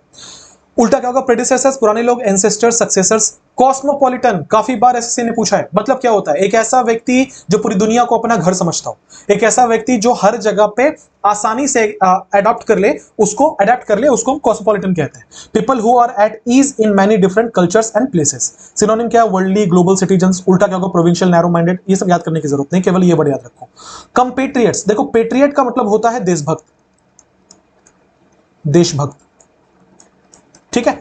तो कंपेट्रियट्स मतलब एक साथ रहने वाले पेट्रियट्स, विच मींस कि एक ही देश के लोग, एक ही देश के नागरिक, हम वतन, उनको कंपेट्रियट्स कहते हैं। जैसे मान लो कल को मैं जाके यूएसए में बस गया और मुझे वहीं पे कोई इंडियन मिल गया अपना पड़ोसी, तो हम कंपेट्रियट्स हो जाएंगे। अगला वर्ड है कलीग, एक साथ काम करने वाले लोगों को कलीग कहा जाता है, समझाने की जरूरत नहीं है। अगला इडियम है, लिखा है कि Lisa laid it on thick when she told her boss that he was the most brilliant leader she had ever worked for। आपसे पूछा गया है laid it on thick। जो मेरे पेड बैच के स्टूडेंट्स हैं, आपको याद आ गया होगा, ये इडियम मैंने पिछले हफ्ते आपको पढ़ाया था। laid it on thick का मतलब होता है किसी की बढ़ा चढ़ा कर तारीफ कर देनी, एग्जाजरेशन कर देना किसी चीज का। ईडियम कहां से बनकर आया? ये समझ लो इस तरीके से कि पेंट के लिए यूज किया जाता था, कि अगर आपने पेंट को गाढ़ा कर दिया, मतलब इतने लेयर्स चढ़ा दिए दीवार पे कि पेंट बहुत दूर से नजर आ रहा है कि ये थोड़ा ज्यादा हो गया, उसी के लिए यूज किया जाता है laid it on thick. Thick मतलब मोटा, पेंट का कवर बिल्कुल मोटा कर दिया गया, उसको बोलते हैं लेड इट ऑन थिक। मतलब क्या होता है? मतलब होता है किसी भी चीज में एक्सजेरेशन कर देना, किसी भी चीज को ज्यादा कर देना। तो क्या लिखा है? Give a detailed explanation, praise और फ्लैटर समवन एक्सेसिवली, ज्यादा करके किसी की तारीफ करनी, spread something evenly, to argue something minor. Answer क्या होगा? Option number B. अगला, a person regarded as arrogant and annoying, एक ऐसा व्यक्ति जिसे एरोगेंट और अनोइंग माना जाता है, उसके लिए क्या वर्ड हम यूज करते हैं, क्या वन वर्ड यूज करते हैं? उसे स्नॉब कहा जाता है, मोरोज कहा जाता है, प्रिटेंशियस कहा जाता है, इगैलिटेरियन कहा जाता है। आंसर है उसे स्नॉब कहा जाता है, ठीक है। आपने पढ़ा होगा स्नॉब, घमंडी व्यक्ति को स्नॉब कहते हैं। एक ऐसा व्यक्ति जो अपने आप को हाई क्लास का मानता है और उसका यह मानना है कि जो हाई क्लास के लोग हैं वही इंसान है, बाकी सारे कीड़े मकोड़े हैं, उनको स्नॉब कहा जाता है, ठीक है। ये मैंने सिंप्लीफाई वर्जन बताया है इस वर्ड का। अगला वर्ड है मोरोज। मोरोज मतलब होता है बहुत ही दुख दर्द पीड़ा से गुजरने वाला व्यक्ति, एक ऐसा व्यक्ति जो हमेशा मनहूस जैसी शक्ल बना के रखे, कभी हंसे बोले ना, उसे मोरोज कहा जाता है। प्रिटेंशियस वर्ड आपने प्रिटेंड सुना होगा, दिखावा करना, प्रिटेंशियस मतलब होता है दिखावा करने वाला व्यक्ति। इगैलिटेरियन आपने बहुत बार सुना होगा, इगैलिटेरियन सोसाइटी, एक ऐसा समाज जिसमें सबको बराबर माना जाए। अब ये तो यूटोपिया ही है, ऐसा हो नहीं सकता, पर इगैलिटेरियन का मतलब होता है सबको बराबर मानना, उसको इगैलिटेरियन कहते हैं। आंसर क्या होगा? ऑप्शन नंबर ए, स्नॉब। अब एक बार देख लेते हैं। स्नॉब का मतलब होता है कोई भी ऐसा व्यक्ति जो दूसरों को लुक डाउन ऑन करे। लुक डाउन ऑन एक फ्रेज है जिसका मतलब होता है किसी को खराब नजर से देखना, किसी को अछूत नजर से देखना, ठीक है, ऐसे देखना कि तुम मेरे से नीचे हो, उसको लुक डाउन ऑन कहा जाता है या लुक डाउन अपॉन कहा जाता है। A person who looks down on others and consider themselves superior, especially in taste, class और intellect. Synonym क्या है? Elitist, arrogant, stuck up. एक और वर्ड है morose, मतलब क्या होता है? gloomy, दुखी, अभी समझाया था, dejected याद आ रहा होगा, bad tempered और sullen. gloomy, sullen, moody, है ना, एक ऐसा व्यक्ति जो चिड़चिड़ा हो, उदास हो। cheerful इसका एंटोनिम होगा upbeat, full of energy, lively, full of energy. pretentious दिखावा करने वाला व्यक्ति, showy, pompous, बहुत बार एसएससी ने पूछा है, बड़ा इंपॉर्टेंट वर्ड है pompous, ऑस्टेंटेशियस, बहुत बार एसएससी ने पूछा है, दोनों वर्ड बहुत बार पूछे गए हैं, मतलब होता है दिखावा करने वाला व्यक्ति, ठीक है। तो पॉम्पस हो गया, ऑस्टेंटेशियस हो गया। एक और वर्ड इसके लिए बहुत यूज किया जाता है, गाउडी, इसका मतलब ये होता है दिखावा करना। सो दिखावा करने वाले व्यक्ति के लिए हम ये प्रिटेंशियस टर्म का इस्तेमाल कर सकते हैं। अगला वर्ड है इगैलिटेरियन, मतलब होता है एक ऐसा व्यक्ति जो सबको बराबर समझे। इक्वालिटेरियन कह सकते हैं, डेमोक्रेट कह सकते हैं, ठीक है। उल्टा क्या होगा, एलिटिस्ट, स्नॉब, एरिस्टोक्रेट, इसका एंटोनिम था। आगे क्वेश्चन नंबर 18 आ जाओ। मीनिंगफुल पैराग्राफ में हमें अरेंज करना है, ये पैराजंबल्स का सवाल है। एक एक करके पढ़ेंगे। पैराजंबल्स हम कैसे बनाते हैं, जो बच्चे पढ़ते आ रहे हैं मुझसे उनको पता है। पहले एक बार पढ़ेंगे, अंदाजा लगाएंगे, लिंक करेंगे, फिर आंसर बनाएंगे। क्या लिखा है कि conversing with people is an everyday thing.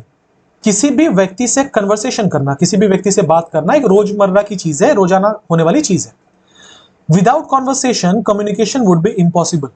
Conversation के बिना कम्युनिकेशन करना बिल्कुल इम्पॉसिबल है। Speech is a major mode of communication. Speech जो है, बोलना जो है, वो एक मेजर मोड ऑफ कम्युनिकेशन है। देयरफॉर, इसलिए one should consciously develop one's conversational skill. इसीलिए हर व्यक्ति को जानबूझकर ऐच्छिक तौर पर अपने कॉन्वर्सेशनल स्किल्स को डेवलप करना चाहिए। ये हिंदी आई लिंक करते हैं। मैं जैसे बना रहा हूं, आप किसी भी तरीके से बना सकते हैं। यू आर इंडिपेंडेंट, आपको जो तरीका ठीक लगे आप उस तरीके से बनाओ, ठीक है। ये मेरा तरीका है, आप इसके साथ कंफर्टेबल हो तो आप ऐसे बनाओ। क्या लिखा हुआ है कि conversing with people is an everyday thing. Conversation लोगों के साथ करना ये कितना जरूरी है, क्योंकि ये हर दिन की चीज है। इसका मतलब यहां बताया जा रहा है कि कॉन्वर्सेशन की इंपॉर्टेंस क्या है, समझना। यहां बताया जा रहा है कॉन्वर्सेशन की इंपॉर्टेंस क्या है। अगला, without conversation communication would B impossible. Conversation के बिना कम्युनिकेशन कभी भी नहीं हो पाएगा। पहले बताया गया कि कॉन्वर्सेशन जो है वो लोगों के साथ बहुत जरूरी है। आगे बताया गया कि अगर ये नहीं हुआ तो क्या होगा। अगर ये नहीं हुआ तो कॉन्वर्सेशन, कम्युनिकेशन जो है वो इंपॉसिबल हो जाएगा। इसका मतलब ए के बाद बी होना चाहिए ना। ए में बोला गया कि कॉन्वर्सेशन बहुत जरूरी है, बी में बोला गया कि अगर कॉन्वर्सेशन नहीं हुआ तो क्या होगा, तो भैया कम्युनिकेशन इंपॉसिबल हो जाएगा। तो ए के साथ बी होना चाहिए, ए के साथ बी नहीं है, ए के साथ बी है, ए के साथ बी है, ए के साथ बी है। आगे बढ़े। Speech is a major mode of communication. Speech जो है वो एक मेजर मोड ऑफ कम्युनिकेशन है। डी में लिखा है देयरफॉर, इसलिए one should consciously develop one's conversation skill. आपको नहीं लग रहा कि ये पूरे के पूरे पैसेज का कंक्लूजन है।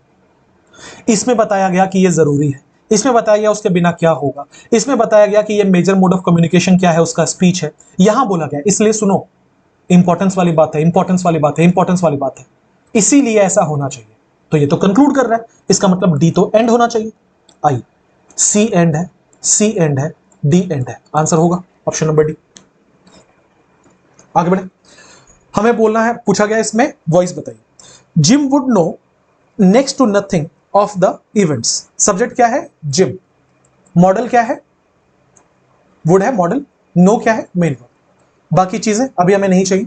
हम फिलहाल ये देखेंगे कि यहां वुड नो लिखा हुआ है। आपको याद आ रहा होगा कि मॉडल प्लस बेस फॉर्म का जब आप पैसिव करते हो तो वो चेंज होता है model plus B plus V3 में। किसमें चेंज होता है, model plus B plus V3। देख लेना, वुड का वुड रहना चाहिए, यहां वॉज लिखा हुआ है। Would be V3, would be V3, यहां तो ठीक है। यहां वुड है ही नहीं, गलत है। आंसर कौन सा होगा, या तो बी या तो सी। अब देख लो दोनों में डिफरेंस क्या है। लिखा है कि next to nothing of the events would be known to Jim. Next to nothing of the events would be known by Jim. ये आपने डायरेक्टली पढ़ा होगा कि पैसिव वॉइस में नोन के बाद टू लगता है, ये आपने डायरेक्टली पढ़ा होगा। मैं रीजन बता देता हूं आपको। बाय प्लस एजेंट का इस्तेमाल किया जाता है जब किसी के द्वारा काम किया जाए, लेकिन आप यहां यह कहना चाहते हो कि उसे कुछ भी नहीं पता। तो यहां जो जिम है ये इसका डूअर नहीं है इस एक्शन का, रैदर ये रेसिपिएंट है इस चीज का, जिसका मतलब ये है कि उसे कुछ नहीं पता। तो ये पता होना, जिम उसका रिसीवर है, कुछ नहीं पता है उसको, इसका मतलब जिम उसका रिसीवर है। जैसे अगर मैं ये ऐसे बोलता कि जिम को एक राज पता है, तो वो राज जो है वो जिम उसका रिसीवर है उस राज का। ऐसे केस में वहां पे बाय प्लस एजेंट नहीं हो सकता। आंसर क्या होना चाहिए, option number B, known to. आप इसको डायरेक्टली भी याद रख सकते हो कि नोन के बाद पैसिव में टू आता है, नोन टू जिम। आंसर होगा ऑप्शन नंबर बी। बढ़िया सवाल था। अगला, he said I have passed the examination. उसने कहा कि मैंने एग्जाम पास कर लिया है। हम कैसे चेक करते हैं, हम चेक करते हैं सबसे पहले रिपोर्टिंग स्पीच में सेड लिखा हुआ है, इसका मतलब रिपोर्टेड का टेंस चेंज होगा। इन्वर्टेड कॉमा हटा के दैट लगाएंगे। आई हमारा प्रोनाउन है, इस पे सन रूल लगेगा। हैव को पास्ट करेंगे क्योंकि यहां पे भी पास्ट है और आगे की चीजें सेम रहेंगी। अब लिखा था ही सेड, यहां हैव लिखा हुआ था। हम सब जानते हैं अगर हमें इसे चेंज करना हुआ तो हैव किस में बदलता है, हैड। I had, has. या तो आंसर ए है या तो आंसर सी है। अच्छा लिखा था he said that he passed the examination, he said that he had to pass, ये तो ग्रामेटिकली इनकरेक्ट है। एक तो यहां पे इंफिनिटिव नहीं होना चाहिए और दूसरा इंफिनिटिव होगा तो इंफिनिटिव का सही फॉर्म लगेगा ना, तो टू पास होना चाहिए ना, इसका मतलब ये वाला तो गलत है। आंसर क्या होगा, ऑप्शन नंबर ए। आगे बढ़े। लिखा है कि स्वच्छ भारत अभियान, अच्छा क्लोज टेस्ट आ गया। अब क्लोज टेस्ट में हम क्या करेंगे, जो भी बच्चे मेरे से पढ़ते हैं उनको पता है, हम क्लोज टेस्ट को 2 बार पढ़ेंगे। पहली बार हम जब पढ़ेंगे तो हम इसका टोन समझने के लिए पढ़ेंगे, समरी समझने के लिए पढ़ेंगे। सेकंड बार जब पढ़ेंगे तो हम इसके ब्लैंक्स को फिलअप करने के लिए पढ़ेंगे। ठीक है, एक बार आप जल्दी से यहां पे पॉज करके पढ़ लो, मैं जरा पानी पी लूं।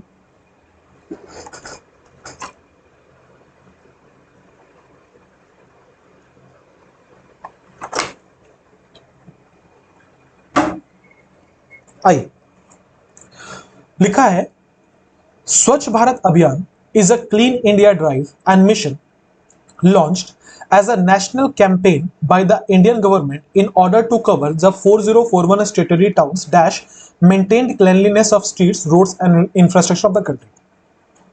बिगिनर्स के लिए थोड़ा सा एडवांस्ड है, बट ऐसे बहुत डिफिकल्ट ऑप्शंस नहीं थे तो आप बना सकते थे। क्या लिखा है कि स्वच्छ भारत अभियान जो है वो एक क्लीन इंडिया ड्राइव है और मिशन है, जिसे लॉन्च किया गया था नेशनल कैंपेन में भारत सरकार के द्वारा। क्यों किया गया था, पर्पस क्या था?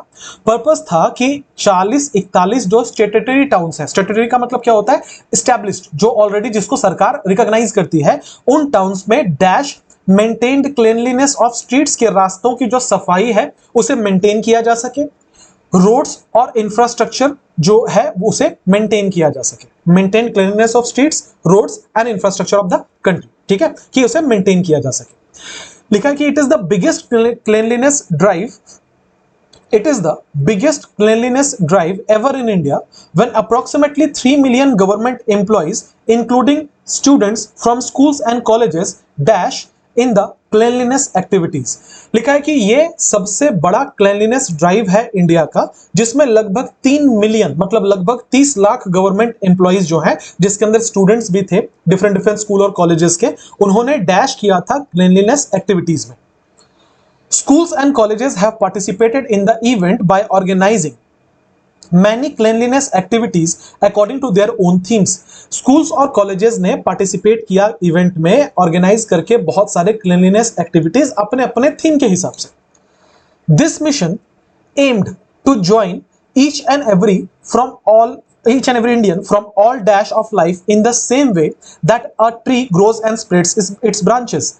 ये जो इवेंट था उसका एम ये था कि इसमें सारे के सारे लोग जो है वो ज्वाइन करें, ईच एवरी इंडियन जो है वो ज्वाइन करे डिफरेंट लाइफ के डैश से, उसी तरीके से जैसे कि एक पेड़ को बढ़ने में उसकी शाखाएं उसकी मदद करती हैं, तो जैसे जैसे पेड़ बढ़ता है उसकी शाखाएं एक्चुअली बढ़ती हैं, तो हमारा जो हार्मनी है वो इसको लेके बढ़े, यहां पे वही सेंस था।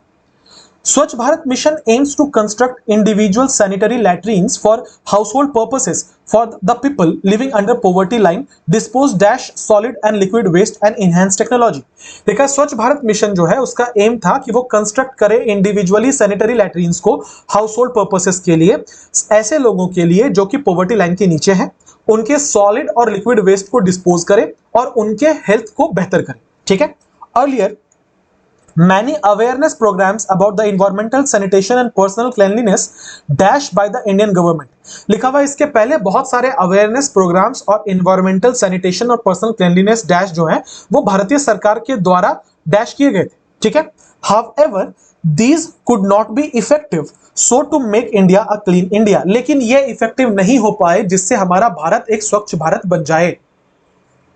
ठीक है जी, आइए एक एक करके चीजों को चेक करते हैं। हमें क्या समझ में आया मोटा मोटा कि ये पैसेज जो है ये स्वच्छ भारत अभियान के बारे में है। ठीक है, ये बताया गया है कि स्वच्छ भारत अभियान में कितने लोगों ने पार्टिसिपेट किया, क्या पर्पस था पार्टिसिपेट करने का, उस पार्टिसिपेशन से क्या हुआ और पहले की सरकारों ने क्या किया। बेसिकली इतना इसका थीम है।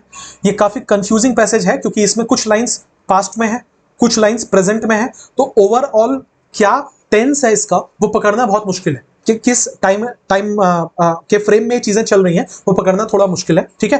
पर फिर भी अगर आप रीडिंग अच्छे से करते हो तो ये चीजें आपने पहले भी देखी होंगी और आपका सीखा होगा, ठीक है। आइए एक एक करके फिलअप करते हैं।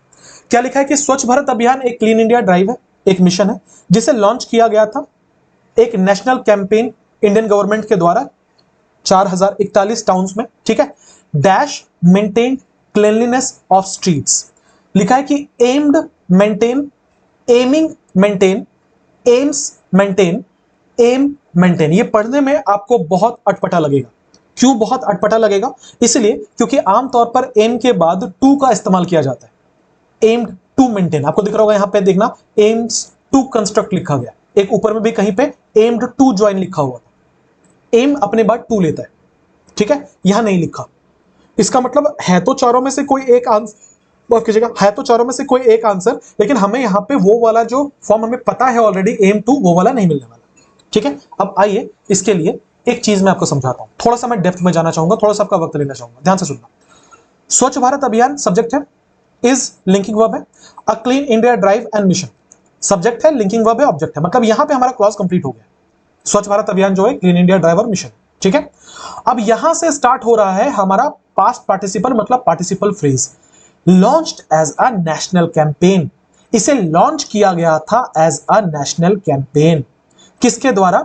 इंडियन गवर्नमेंट के द्वारा। क्या करने के लिए? 4041 स्टेट्यूटरी टाउन्स को डैश करने के लिए, इन ऑर्डर टू कवर करने के लिए टाउन्स को। इसके लिए क्या होगा अब यहां पे आपको फिर से एक पार्टिसिपल फ्रेज बनाने को कहा गया है, एक पार्टिसिपल फ्रेज बनाने को कहा गया। मैं क्या बोल रहा हूं, ध्यान से सुनना। स्वच्छ भारत अभियान is a clean India drive and mission, ये वाला सेंटेंस जो है ये अपने आप में कंप्लीट है। यहां से नया पार्टिसिपल फ्रेज जोड़ा गया जो कि इस मिशन के बारे में एक्स्ट्रा इंफॉर्मेशन दे रहा है कि ये मिशन कब लॉन्च किया गया था, कैसे लॉन्च किया गया था, as a national campaign launch किया गया था। किसके द्वारा? इंडियन गवर्नमेंट के द्वारा। क्या पर्पस था? इतने टाउन्स तक को कवर करना था। यह हुआ एक पार्टिसिपल फ्रेज जो कि इसके लिए यूज किया गया है। अब यहां से स्टार्ट हो रहा है दूसरा पार्टिसिपल फ्रेज जो इसी मिशन के बारे में है। अभी हमने बताया कि इसे लॉन्च किया गया नेशनल कैंपेन की तरफ। अब हम बता रहे हैं यहां पे कि इसके बारे में, मिशन के बारे में और एक्स्ट्रा इंफॉर्मेशन कैसे आए। तो अगर हम पास्ट पार्टिसिपल लगाना चाहते हैं फिर तो एम्स और एम नहीं हो सकता, क्योंकि पार्टिसिपल फ्रेज या तो V3 से स्टार्ट होता है या तो V4 से। माफ कीजिएगा, पास्ट बोल रहा हूं मैं, पार्टिसिपल फ्रेज था तो या तो V3 से स्टार्ट होगा या तो V4 से स्टार्ट होगा, यही हो सकता है। अच्छा अब एक बात बताना, V3 और V4 वाले में डिफरेंस क्या होता है? अगर मैं आपसे पूछूं कि पास्ट पार्टिसिपल और प्रेजेंट पार्टिसिपल में डिफरेंस क्या होता है, तो उसके बीच का सबसे बेसिक जो डिफरेंस है वो ये होता है कि पास्ट पार्टिसिपल का मतलब होता है घटना हो चुकी, प्रेजेंट पार्टिसिपल का मतलब होता है घटना अभी भी चल रही है। For example, teaching in my class, I was talking to one of my students. पढ़ाते पढ़ाते मैं बात कर रहा हूं किसी स्टूडेंट से, तो काम अभी भी चल रहा है। अब यहां क्या लिखा होता है? स्वच्छ भारत अभियान एक क्लीन इंडिया ड्राइव है जो कि लॉन्च किया गया था, ब्ला ब्ला ब्ला, आगे जो भी कहानी है मत पढ़ो उसको। यहां सीधा सीधा बात यह है कि स्वच्छ भारत मिशन एक क्लीन इंडिया मिशन है जिसे एम किया गया है। आज भी तो वही एम है, आज भी तो वही एम है। इसका मतलब यहां पे क्या फिट आ रहा था? एमिंग। हालांकि ये डिबेटेबल है, डिबेटेबल इसलिए है क्योंकि एम्ड का सेंस भी बनता है यहां पे, ठीक है। पर मेरा ख्याल है कि एक्चुअली ये सेंटेंस ग्रामेटिकली बहुत ज्यादा करेक्ट ऐसे भी नहीं। अगर हम देखें इसके कंटेक्स्ट को तो यहां पे सबसे अच्छा कंटेक्स्ट जो बैठ रहा था वो प्रेजेंट पार्टिसिपल का बैठ रहा था कि उसका आज भी ये मिशन है कि वो maintained cleanliness of streets. Aiming, maintained cleanliness. ये एमिंग जो है इसके लिए ऑब्जेक्ट क्या आ रहा है? क्लीनलीनेस। ये मेंटेन्ड जो है ये इसके लिए एडजेक्टिव का काम कर रहा है कि एमिंग क्या है? क्लीनलीनेस है, मेंटेन्ड क्लीनलीनेस ऑफ स्ट्रीट्स। और क्या एम कर रहा है? रोड्स और इंफ्रास्ट्रक्चर की क्लीनलीनेस को, ठीक है। तो यहां पे क्या हो रहा है? Maintained cleanliness of streets, roads and infrastructure of the country. क्या आपको ये बात मैं समझा पाया हूं? मैं फिर से बोल रहा हूं, ये एमिंग प्रेजेंट पार्टिसिपल था, उसका ऑब्जेक्ट था क्लीनलीनेस, मेंटेन्ड यहां पे एडजेक्टिव का काम कर रहा था, पास्ट पार्टिसिपल का काम कर रहा था। तो क्या हो जाएगा? Aiming, maintain, cleanliness. थोड़ा सा हाई लेवल है, ठीक है। आगे बढ़ेंगे। It is the biggest cleanliness drive ever in India when approximately 3 million government employees, including students from schools and colleges, dash in the cleanliness activities. बहुत अच्छा ब्लैंक है। क्या लिखा हुआ है कि ये एक बहुत ही बड़ा क्लीनलीनेस ड्राइव है, आज भी ये बहुत बड़ा क्लीनलीनेस ड्राइव है, ठीक है। लेकिन जब लगभग 3 मिलियन गवर्नमेंट इंप्लॉइज, जिसमें स्टूडेंट्स और स्कूल के कॉलेजेस के स्टूडेंट जो थे, उन्होंने क्लीनलीनेस एक्टिविटीज में डैश किया था। अब आप बताओ यहां प्रेजेंट टेंस होना चाहिए कि पास्ट टेंस होना चाहिए? आप खुद अपनी समझ से बताओ इस बात को कि यहां प्रेजेंट टेंस होना चाहिए कि पास्ट टेंस होना चाहिए। क्या मैं ये कहना चाह रहा हूं कि ये एक बहुत बड़ा क्लीनलीनेस ड्राइव है जिसमें 3 मिलियन गवर्नमेंट एम्प्लॉइज आज भी पार्टिसिपेट करते हैं? अगर ऐसा है तो फिर हम प्रेजेंट टेंस में रखेंगे। लेकिन आपको पढ़ के ये समझ में आ गया होगा कि ये इंडिया का सबसे बड़ा क्लीनलीनेस ड्राइव है, जिसमें 3 मिलियन गवर्नमेंट एम्प्लॉइज ने स्टूडेंट्स और स्कूल कॉलेजेस के उसमें पार्टिसिपेट किया कर चुके हैं पहले। इसका मतलब यहां पास्ट होना चाहिए था। आइए जरा ऑप्शन देखते हैं। टेक्स पार्ट प्रेजेंट टेंस है, टुक पार्ट हो सकता है, टुक अपार्ट नहीं होगा, टुक पार्ट होगा माफ कीजिएगा।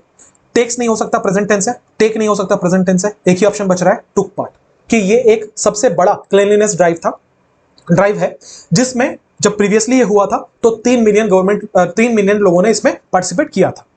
Schools and colleges have participated in the event by organizing many cleanliness activities. This mission aimed to join each and every Indian. इस मिशन का एम है कि हर कोई इसे ज्वाइन करे, हर एक भारतीय इसे ज्वाइन करे जो डिफरेंट डैश ऑफ लाइफ से आ रहा हो, जो डिफरेंट डैश ऑफ लाइफ से आ रहा हो। क्या of life? Walks of life, talks of life, parts of life, folks of life. आपको पता होगा एक मुहावरा है, एक इडियम है, डिफरेंट वॉक्स ऑफ लाइफ, जिसका मतलब होता है हर स्तर के लोग। ठीक है, क्या कहते हैं कि आपको हमेशा एक्सप्लोर करना चाहिए, क्योंकि आपको डिफरेंट वॉक्स ऑफ लाइफ के लोग मिलेंगे। एक व्यक्ति मिलेगा जो जिसकी इथनिसिटी कुछ और होगी, एक व्यक्ति होगा जिसका रिलीजन कुछ और होगा, उन सबसे मिलने का मौका मिलेगा, उसे डिफरेंट वॉक्स ऑफ लाइफ कहते हैं, strata, different layers of life. ठीक है, तो आंसर क्या होना चाहिए था? ऑप्शन नंबर ए, ये तो एक ईडियम है, वॉक्स ऑफ लाइफ। ठीक है, आगे बढ़ेंगे। लिखा है Swachh Bharat mission aims to construct individual sanitary latrines for household purposes for the people living under poverty line, dispose dash solid waste. Dispose मतलब होता है किसी चीज को टू गेट रिड ऑफ मतलब छुटकारा पाना। ठीक है, छुटकारा पाने को डिस्पोज कहा जाता है। ये बात भी आपने पढ़ी होगी, लिखने की जगह कम है, मैं क्लीन कर रहा हूं यहां पे। ये बात भी आपने पढ़ी होगी। डिस्पोज के बाद फिक्स प्रीपोजिशन ऑफ आता है, कई बार आया है, बहुत इंपॉर्टेंट है। डिस्पोज ऑफ होता है, तो आप क्या कह रहे हो? छुटकारा पाना सॉलिड और लिक्विड वेस्ट से। तो dispose out, dispose over, dispose off, dispose down, answer एक ही हो सकता है, डिस्पोज ऑफ। अगला, earlier many awareness programmes about the environmental sanitation and personal cleanliness dash by the Indian government. जो समझा रहा हूं वहां पे जाना, बहुत जरूरी बात बता रहा हूं, ध्यान से सुनना। यहां लिखा हुआ bye the Indian government, Indian government के द्वारा। अर्लियर मैनी अवेयरनेस प्रोग्राम्स, यहां का सब्जेक्ट क्या था? प्रोग्राम्स, ये यहां का सब्जेक्ट था। ठीक है, अबाउट द एनवायरमेंटल सैनिटेशन, ये प्रीपोजिशनल फ्रेज है, अबाउट प्रीपोजिशन है, उसके लिए प्रीपोजिशनल फ्रेज आ रहा है ना। तो मुद्दे की बात क्या है कि सब्जेक्ट है प्रोग्राम्स। ठीक है, अब आप मुझे ये बताओ, प्रोग्राम को लॉन्च करने की बात हो रही है। ठीक है, कहा जा रहा है कि पहले के सरकारों ने बहुत सारे प्रोग्राम्स लॉन्च किए थे। अब एक बात बताओ, प्रोग्राम जो हमारा सब्जेक्ट है, ये किसी को लॉन्च करेगा कि इसे ही लॉन्च किया जाएगा? जो हमारा सब्जेक्ट है प्रोग्राम्स, ये किसी को लॉन्च करेगा या इसी को लॉन्च किया जाएगा? ऑब्वियसली इसी को लॉन्च किया जाएगा। इसका मतलब सेंटेंस हमारा कौन से वॉइस में होना चाहिए? पैसिव वॉइस में होना चाहिए, राइट? अगर हमारा सेंटेंस पैसिव वॉइस में होना चाहिए तो इसका स्ट्रक्चर हमेशा क्या होगा? बी प्लस बी थ्री होगा। बोलो क्या ये बात समझ पाए? मैंने आपको दो तरफ से बताया कि सेंटेंस पैसिव वॉइस में था। पहला ये कि हमारा जो सब्जेक्ट है प्रोग्राम्स, ये डूअर नहीं है, ये रिसीवर है। प्रोग्राम किसी को लॉन्च नहीं करेगा, प्रोग्राम को लॉन्च किया जाएगा। दूसरा, यहाँ बाय प्लस एजेंट आपके सामने साफ साफ लिखा हुआ था, इसका मतलब बी प्लस बी थ्री होना चाहिए। आ जाइए, तो यहाँ हैड वी थ्री है, बी कहाँ है? हैव वी थ्री है, बी कहाँ है? अगर हैड बिन, हैव बिन होता तो हम सोचते भी। वर लॉन्च्ड है, आर लॉन्च्ड है, दोनों बी थ्री है, दोनों बी प्लस बी थ्री है। इसका मतलब या तो आंसर सी है या तो आंसर डी है। अच्छा, यहां क्या होगा? ये आपको हिंट मिल जाएगा इस वाले वर्ड से। अर्लियर लिखा हुआ था कि पहले ऐसी चीजें लॉन्च हो चुकी थी, पास्ट की बात है, पास्ट की बात है। इसका मतलब आर लॉन्च तो नहीं हो सकता। फिर क्या बच रहा है? एक ही ऑप्शन बच रहा है, आंसर क्या होगा? ऑप्शन नंबर सी, वर लॉन्च्ड। बोलो क्या ये बात समझ पाए? काफी बढ़िया क्लोज टेस्ट था। आई होप आपको क्लोज टेस्ट में समझा पाया, एक एक डिटेल, एक एक नुएंसेस के साथ, और पूरे के पूरे 25 क्वेश्चन में आपको इसका एनालिसिस में मजा आया। ऐसे लाइव मॉक टेस्ट फ्री में द पंडित अपने प्लेटफॉर्म पे हर वीक प्रोवाइड करती है। आपको जरूर अटेम्प्ट करना चाहिए, काफी सारे स्टूडेंट्स अटेम्प्ट करते हैं, आपको पता चलेगा आप कितने पानी में हो। ठीक है, जरूर अटेम्प्ट करना। इसके साथ साथ अगर आपको मेरी पढ़ाई अच्छी लगी, आप मुझसे पढ़ना पसंद है, तो चैनल को सब्सक्राइब कर लेना, शेयर कर देना। चैनल ग्रो करेगा तो मुझे मोटिवेशन मिलेगा काम करने का। जो सबसे जरूरी बात है वो ये है कि 25 में से कितने करेक्ट किए, ये मुझे जरूर बताना अगर आपने मॉक्स नहीं दिए थे तो, क्योंकि लेवल काफी अच्छा था, तो आपको ये अटेम्प्ट जरूर करना चाहिए था। मिलेंगे अगले वीडियो में। अपना बहुत बहुत ध्यान रखिए, पढ़ाई करते रहिए। Have a nice day everyone. Thank you for being with me.